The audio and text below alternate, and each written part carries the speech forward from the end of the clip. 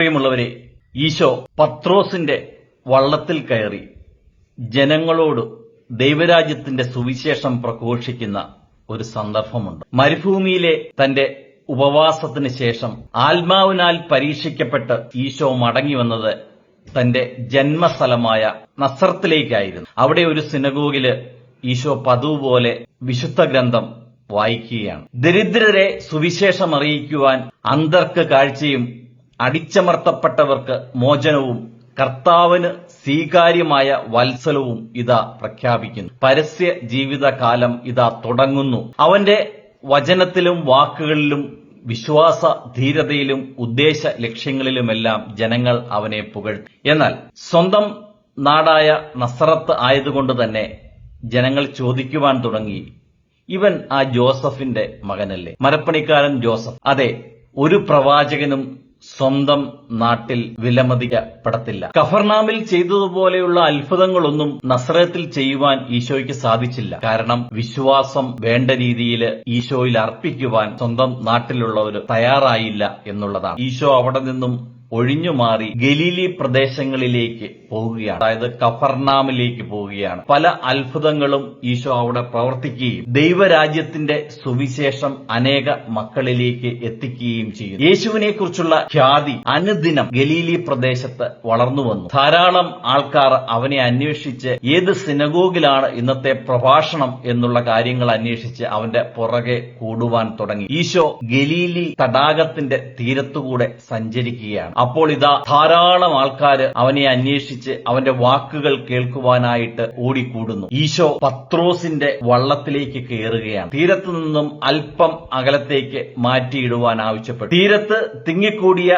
ജനങ്ങൾക്കെല്ലാവർക്കും ഈശോയെ വ്യക്തമായി കാണുവാനും കേൾക്കുവാനുമുള്ള ആ ദൂരം കൃത്യമായി അളന്ന് പത്രോസ് ക്രമീകരിക്കുകയാണ്. ഏകദേശം 7 കിലോമീറ്റർ വീതിയും 12 കിലോമീറ്റർ നീളവുമുള്ള വലിയ തടാകമാണ്. ധാരാളം മത്സ്യസമ്പത്തുണ്ട് അവിടെ. എപ്പോഴും കാറ്റുമുണ്ടായിരിക്കും. പത്രോസ് നല്ലൊരു പണിയാണ് ചെയ്യുന്നത്. ഈശോയെ അമരത്ത് വെച്ചുകൊണ്ട് ആ കാറ്റുള്ള സമയത്ത് ആ വഞ്ചി യഥാസ്ഥാനത്ത് പിടിച്ചു നിർത്തുവാനായിട്ട് പത്രോസ് നന്നായിട്ട് പാടുപെടുന്നുണ്ട്. മാത്രമല്ല, ഈ കഴിഞ്ഞ രാത്രിയിൽ എത്ര അധ്വാനിച്ചിട്ടും പത്രോസിനും കൂട്ടർക്കും ഒന്നും കിട്ടിയുമില്ല.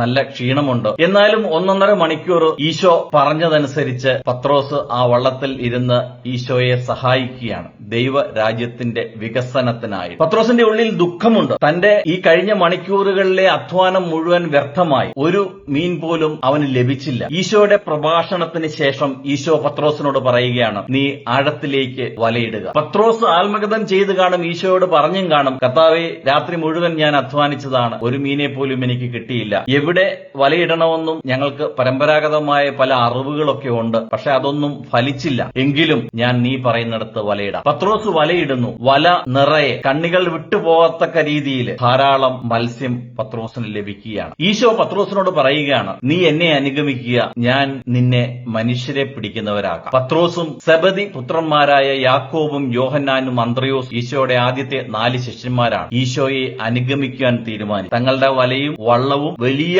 സമ്പത്തും ഉപേക്ഷിച്ചുകൊണ്ട് ഈശോയുടെ പുറകെ അവർ പോവുകയാണ്. ശിഷ്യത്വത്തിലേക്കുള്ള ഒരു വിളിയാണ് നമ്മൾ ഇവിടെ കണ്ടത്. പത്രോസ് ശിഷ്യത്വം സ്വീകരിക്കുന്നതിനു മുമ്പ് ഈശോയുടെ ഒത്തിരി അത്ഭുത പ്രവൃത്തികൾ കണ്ട വ്യക്തിയാണ്. തന്റെ അമ്മായിയമ്മയെ വീട്ടിൽ വന്ന് ഈശോ കൈവച്ച് സുഖപ്പെടുത്തി. തന്റെ ജീവിതത്തിൽ കണ്ടതും കേട്ടതും താൻ അനുഭവിച്ചറിഞ്ഞതും ഒക്കെയായിട്ടുള്ള ആ യേശുവിനെ അനുഗമിക്കുവാന് പത്രോസ് തീരുമാനിക്കുകയാണ്. ഈശോ നമ്മുടെ ജീവിതത്തിൽ എത്രയെല്ലാം വലിയ വലിയ കാര്യങ്ങളാണ്. നല്ലൊരു ജീവിതം, നല്ലൊരു വിശ്വാസം, ദൈവരാജ്യത്തിന്റെ രഹസ്യങ്ങൾ, പരിശുദ്ധ സഭയിലൂടെ കൂദാശകളിലൂടെ നമുക്ക് നൽകപ്പെടുന്ന ദൈവിക കൃപ, നമ്മൾ കരഞ്ഞ സമയത്ത് നമ്മുടെ കണ്ണീരൊപ്പിയ ദൈവം, തിരുവചനങ്ങളിലൂടെ നമ്മളെ വിശുദ്ധീകരിച്ച് ദൈവത്തോട് ചേർത്ത് നിർത്തിയ അവസ്ഥ. പത്രോസിന്റെ വഞ്ചിയില് കർത്താവിന് ഒരു ഇടമുണ്ടായി. ദൈവാനുഗ്രഹങ്ങൾ പ്രാപിച്ച നമുക്കോരോരുത്തർക്കും നമ്മുടെ വഞ്ചിയിലും നമ്മുടെ ഹൃദയത്തിലും നമ്മുടെ ബുദ്ധിയിലും നമ്മുടെ മനസ്സിലും ഈശോയ്ക്ക് ഇരിക്കുവാനായിട്ട് ഒരു ഇടം കൊടുക്കണം. പത്രോസിന്റെ വഞ്ചിയിലിരുന്ന് ഈശോ സുവിശേഷമാണ് പ്രഘോഷിച്ചത്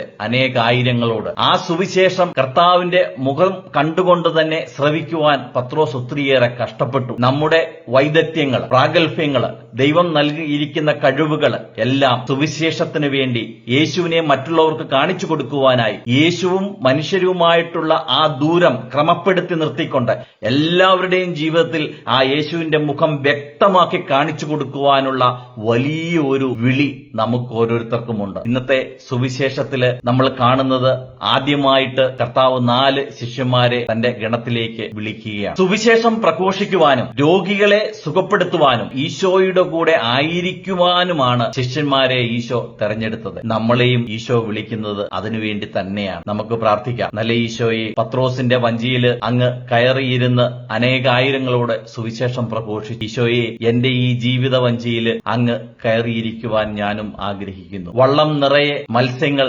പത്രോസിനും കൂട്ടുകാർക്കും ലഭിച്ചതുപോലെ ഞങ്ങളുടെ മനസ്സ് നിറയെ ദൈവകൃപ നിറയ്ക്കുവാനായിട്ട്, ഞങ്ങളുടെ അന്നു വേണ്ടി ആഹാരത്തിനുള്ള വക ഞങ്ങൾ ചെയ്യുന്ന പ്രവൃത്തികളിലൂടെ കണ്ടെത്തുവാനായിട്ട്, ദൈവത്തിൽ ആശ്രയിച്ചുകൊണ്ട് പ്രത്യാശയോടെ മുമ്പോട്ടു പോകുവാൻ എന്റെ വഞ്ചിയിൽ കർത്താവുണ്ട്. എനിക്കൊന്നിനും കുറവുണ്ടാകുകയില്ല. ദൈവത്തിലാണ് ഞാൻ ആശ്രയിക്കുന്നത്. എല്ലാ ദാനങ്ങളും നൽകുന്ന ആ വലിയ ദൈവത്തെ തന്നെ ഞങ്ങളുടെ മനസ്സാകുന്ന വഞ്ചിയിൽ വെച്ചുകൊണ്ട് അനുദിനം പ്രഘോഷകരായി മാറുവാനായിട്ട്, നിന്നെ വഹിക്കുന്ന വള്ളങ്ങളായിട്ട് മാറുവാനായിട്ട് ഞങ്ങളുടെ ഈ ജീവിത വഞ്ചിക്ക് നീ കൃപ ചൊരിയണമേ എന്ന് പ്രാർത്ഥിക്കുന്നു. നിത്യം പിതാവും പുത്രനും പരിശുദ്ധാത്മാവുമായ സർവേശ്വര എന്നേക്കും. ആമേൻ.